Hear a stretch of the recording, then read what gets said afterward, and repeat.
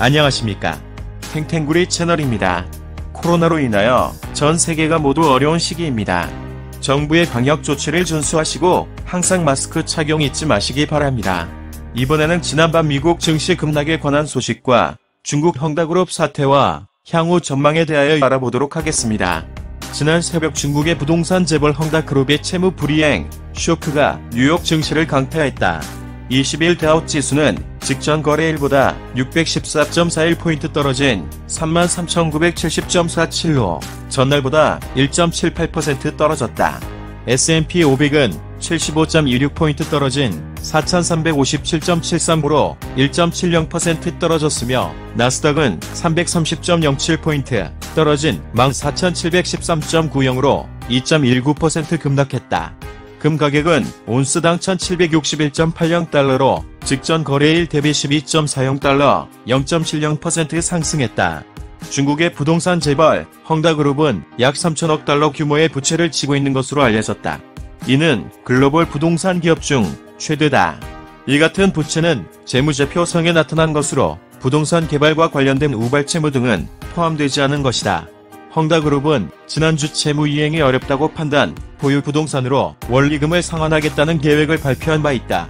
중국 금융당국은 금융시장 교란을 우려 주말 사이에 대규모 유동성을 공급하기도 했다.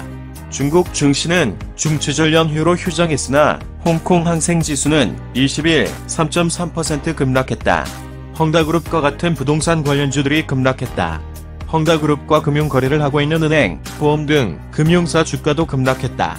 헝다 사태가 제2의 리만 브라더스 사태로 확산할 것이라는 우려로 뉴욕 증시 역시 급락 출발했다. 헝다그룹은 중국의 하이힐드 채권 시장에서도 상당한 자금을 조달했다. 헝다가 발행한 하이힐드 채권은 시장 전체의 16%를 차지한다. 헝다그룹은 해외에서도 달러 표시 채권을 다량 발행했다. 오는 목요일 만기가 도래하는 달러 표시 채권은 8,350만 달러다. 30일 이내에 성환하지 않으면 부도 처리된다. 같은 날 위안화 표시 채권에 대해 2억 3,200만 위안 이자를 지급해야 한다. 헝다그룹이 부도를 내고 파산할 경우 관련 주주, 채권자들에게만 피해가 함정되면 금융시장은 안정을 되찾을 수 있다. 문제는 헝다그룹의 돈을 빌려준 은행이 다른 기업에 대해 채권을 회수하려 들고 이 연쇄적인 파산을 불러오는 경우다. 국제신용평가회사 S&P 글로벌은 부동산 재벌 헝다그룹의 채무 불이행 충격파는 해일과 잔물결 사이가 될 것이라며 중국 정부가 실질적인 실패를 저지할 능력이 있는지 테스트하게 될 것이라고 분석했다. 헝다그룹을 시작으로 연쇄적인 채무 불이행 사태로 번지느냐, 다른 부동산 기업이나 금융사 피해를 최소화하느냐, 기로에 서 있다는 것. S&P 글로벌의 분석가 매튜 조우는 이번 사태는 중국 부동산 섹터에 대한 투자자들의 신뢰를 뒤흔들 수 있으며 투기 등급 회사채 시장 및 기업에 영향을 미칠 것이라고 예상했다.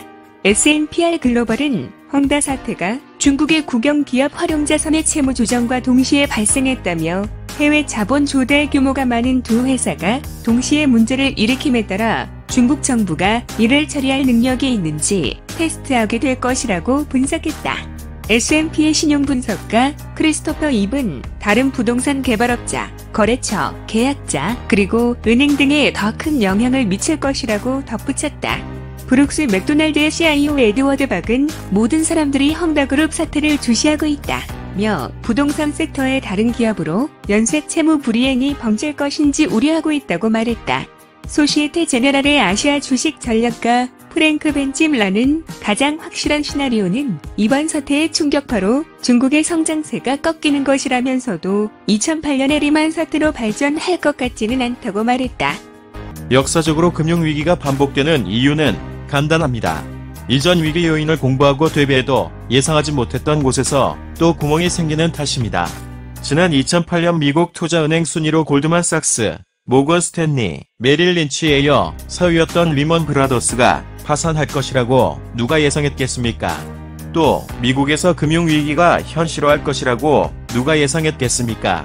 지금부터 시작입니다. 헝다를 분석해보니 예상보다 만만치 않아 보입니다. 위기는 언제나 예기치 못한 곳에서 터지고요. 투자는 언제나 최악에 대비해야 합니다. 문제는 헝다의 파산이 헝다만의 문제가 아니라는 겁니다. 자칫 금융 시스템 리스크를 건드릴 수 있어서입니다. 이게 핵심입니다. 헝다와 관련한 간접 리스크들이 계속 나타날 수 있다는 겁니다. 그 가능성은 얼마나 될까요? 다행스럽게도 헝다가 중국 은행 시스템에 미칠 영향을 제한적인 듯합니다. 현재 헝다의 대출 규모는 3,890억 위안으로 추정됩니다. 중국 내 은행 대출 총액에서 0.3% 비중도 안 됩니다. 디폴트가 현실화하면 은행권의 부실 채권 비율이 올라갈 건 자명하지만 당국이 관리 가능할 것으로 예측됩니다. 다만 역외달러 채권 시장의 충격은 다소 클 수 있습니다. 헝다가 발행해 시장에서 유통되고 있는 달러화 표시 회사채 규모는 중국 하이힐드 달러 채권의 16% 안팎으로 추정됩니다. 아시아 내에서 가장 큰 규모의 하이힐드 회사채를 발행한 곳이 헝다입니다. 이 채권들이 휴지 조각이 된다면 어떻게 될까요? 헝다 회사채를 매수한 금융기관들이 부실을 우려해 다른 대출들을 회수할 게 뻔하고요. 이는 시장 전반에 자금 경색을 불러올 수 있습니다. 이로 인해 다른 기업들마저 디폴트 위기에 직면해 금융기관들의 부실이 걷잡을 수 없이 커진다면 말 그대로 금융위기의 도래입니다. 니혼 게이자이가 헝다 달러채가 금융시장을 흔들고 있다고 한 게 이런 의미입니다. 헝다 파산이 중국 팜 리먼 브라더스 사태로 번질 수 있다는 근거입니다. 그 다음 충격은 중국 내 부동산 시장입니다. 헝다는 유동성 압박에 처하자 분양권을 선지급한 후 이들로부터 계약금을 받는 식으로 사업을 진행해왔습니다. 그 규모가 일단 수십만 건으로 추산되는데요. 상황에 따라 더 늘어날 가능성이 있습니다. 헝다가 무너지면 부채에 의존해 사업을 진행한 다른 부동산 개발 회사들이 그 후폭풍을 피해가지 못할 겁니다. 이들도 헝다처럼 사실상 돈줄이 막힐 수 있기 때문입니다. 중국 부동산 시장이 국내 총생산량에서 차지하는 비중은 20%가 넘습니다. 세계 공장, 중국 경제가 가라앉으면 세계 경제의 타격은 불보듯 뻔합니다. 제2의 LTCM 사태 vs 제2의 리먼 사태, 금융시장이 주시하는 건 중국 정부가 헝다 사태를 어떻게 정리할 것인지입니다. 시장이 대략 상정하는 몇 가지 시나리오가 있습니다. 시장 충격을 최소화할 시나리오는 중국 정부가 적극 개입하는 겁니다. 헝다의 천문학적인 부채 규모를 감안해 일단 자본을 직접 쏟아부어 급한 불을 끈다는 겁니다. 이날 뉴욕 증시 폭락을 지켜본 월가는 이 시나리오에 기울어 있는 듯합니다. 강세론자인 에디 야데니 리서치 대표는 CNBC와 만나 헝다는 무너지기에는 너무 크다며 정부가 개입할 것이라고 했습니다. 금융시장에 큰 악영향은 미치지 않을 것이라는 뜻입니다. 야데니는 2008년 리먼 브라더스 사태가 아니라 1998년 롱텀 캐피탈 매니지먼트 사태와 비슷할 것으로 보고 있습니다. LTCM은 당시 자본금의 50배에 이르는 레버리지를 일으켜 투자했는데 아시아 외환 위기 탓에 신흥국 채권 가치가 폭락하면서 파산 위기에 몰렸습니다. 이때 미국 정책당국이 골드만삭스 등 채권 은행들을 동원해 긴급 자금을 지원했고 다행히 충격파는 미미했습니다. 마르코 콜라노비치 JP 모건 체이스 수석시장 전략가는 이날 메모를 통해 하룻밤 사이에 확대한 시정 매도세는 이미 인지하고 있는 리스크에 대한 투자자들의 과잉 반응 탓이라며 저가 매수를 추천했습니다. 중국 정부가 사태를 잘 수습할 것이라는 판단이 깔려 있습니다. 실제 이날 뉴욕 증시 3대 지수는 장 막판 매수세가 대거 들어왔습니다. 그러나 일견 간단해 보이는 이런 구제책은 간단하지 않습니다. LTCM 사태는 대마 불사 논란을 불렀습니다. 중국 정부도 이를 알고 있습니다. 정부가 이미 천명한 딜을 벌이지, 즉 부채 축소를 통한 부실 기업 정리 의지가 시작하자마자 좌초할 수 있습니다. 헝다가 다시 살아난다면 중국 경제의 도덕적 해이는 활기를 칠게 분명합니다. 링라이더 블랙록 최고 채권 투자 책임자는 중국 은행 시스템은 정부에 의해 통제받는 경향이 있다며 정부는 개입할 것이라고 말했습니다. 그는 다만 이번 사태를 마무리 지어도 곧 다른 부동산 기업들의 자금 조달에 문제가 발생할 수 있다며 시장 변동성을 키울 수 있다고 경고했습니다. 그래서 정부가 직접 돈을 대지를 않은 상황에서 질서 있는 디폴트를 유도할 것이라는 관측이 있습니다. 디폴트가 불가피한 현실은 인정하되 정부가 움직여 헝다가 자산을 매각할 시간을 벌어주고 시공사와 협상을 통해 공사는 지속할 수 있도록 해준다는 것이지요.